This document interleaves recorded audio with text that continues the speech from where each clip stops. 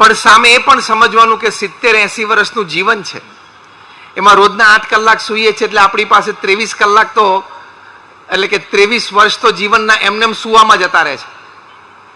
એટલે બહુ ઓછા વર્ષો જાગ્રત અવસ્થામાં આપણી પાસે છે.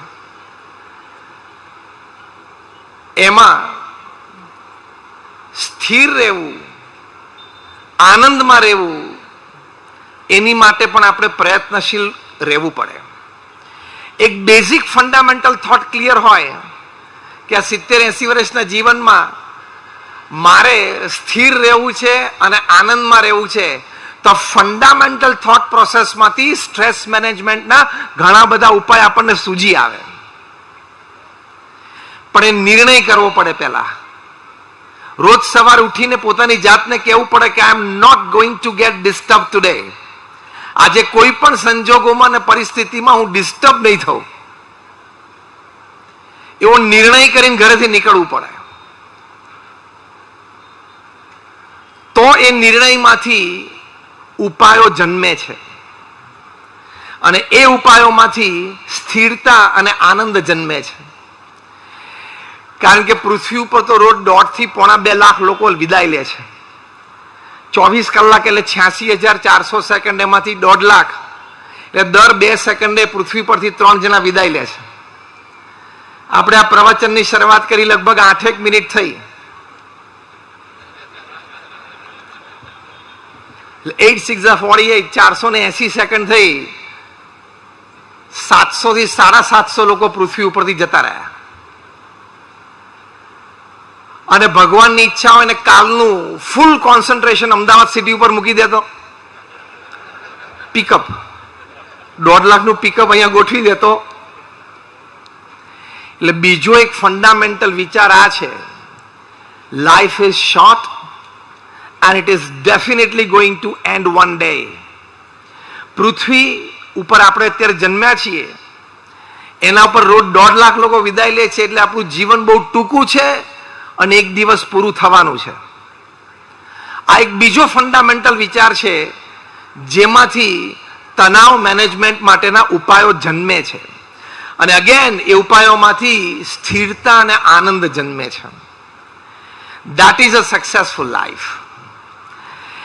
એટલે clarity of life, clarity of purpose એ જીવનમાં ખૂબ જરૂરી છે. ઘણી વખત જ્યારે હું પ્રોફેશનલ્સને, કોર્પોરેટ્સને વાત કરું ત્યારે tell them the difference between growth, progress and success. તમારી કંપનીનું ટર્નઓવર 10 માંથી 20 કરોડ થયું, 50 માંથી 100 કરોડ થયું, 200 માંથી 500 કરોડ થયું, તમે સક્સેસફુલ નથી, તમે સફળ નથી. You have grown. તમારો વિકાસ થયો છે, તમે સફળ નથી થયા. વિકાસ, પ્રગતિ અને સફળતા વચ્ચે ડિફરન્સ છે. ટર્નઓવર વધ્યું, મટીરિયલિસ્ટિક પોઝેશન્સ વધ્યા, ધેટ ઇઝ યોર ગ્રોથ. એ વિકાસમાં નીતિમત્તા, પ્રામાણિકતા ભળે તો વિકાસ લાંબા સમય સુધી ટકી રહે, એટલે એને પ્રગતિ કહેવાય. કારણ કે નીતિમત્તા, પ્રામાણિકતામાં પ્રશ્ન આવે એટલે વિકાસ અટકે જ. એટલે પ્રગતિ પર જવા માટે વિકાસમાં નીતિમત્તા અને પ્રામાણિકતા જોઈએ. અને એ પ્રગતિમાં માનવતા, નૈતિકતા અને આધ્યાત્મિકતા ભળે એટલે સફળતા કહેવાય. This is the difference between growth, progress and success. એટલે ખાલી આપણે ગ્રોથ તરફ જોશું, ટર્નઓવર ઇન્ક્રીઝ કરવું, કંપની મોટી કરવી, પ્રોજેક્ટ્સ વધારે લેવા, તો સ્ટ્રેસ આવશે. પણ પ્રગતિ અને સફળતાની વ્યાખ્યામાં ફિટ થવાનો પ્રયત્ન કરશું એટલે સ્ટ્રેસ મહેનત થશે. તો આ 3 વિચારો જે કયા, એ ફંડામેન્ટલ વિચારો છે, ફાઉન્ડેશનલ થોટ છે, કે જેના દ્વારા આ ઉપાયો જન્મે છે સ્ટ્રેસ મેનેજમેન્ટના, અને એ ઉપાયોમાંથી સ્થિરતા અને આનંદ જન્મે છે. કામ કરવાની રીત.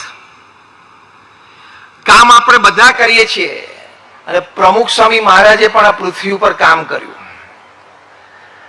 પ્રમુખ સ્વામી મહારાજે સિંગલ હેન્ડેડલી જે પૃથ્વી ઉપર કામ કર્યું છે એ અજોડ છે. He was a one man organization. એક વ્યક્તિ સંસ્થા હતા. ઘણા બધા તમે બિલ્ડર્સ અને ડેવલપર્સ ને કન્સ્ટ્રક્શન લાઈન સાથે જોડાયેલી વ્યક્તિઓ બેઠા છો. મારે તમને એક પ્રશ્ન પૂછવો છે તમારામાંથી કોઈ બિલ્ડર ડેવલપર કે રિયલ એસ્ટેટમાં ડીલ કરતા એવી કોઈ વ્યક્તિ અહીંયા બેઠી છે જેણે 1300 જમીનો ઉપર પર્પસફુલી પગ મૂક્યો હોય? Rays your hands. કોઈ નહીં.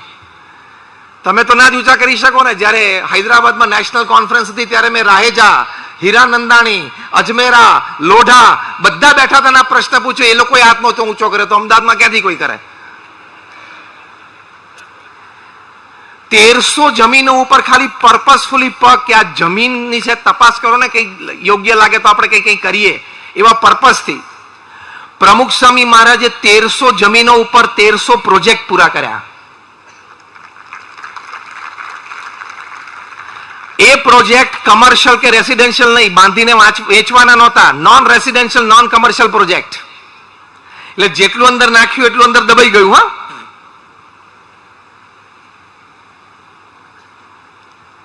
1300 hospital, hostel, school, colleges, community centre, સંસ્કાર કેન્દ્ર, હરિમંદિર, મંદિર અને અક્ષરધામ.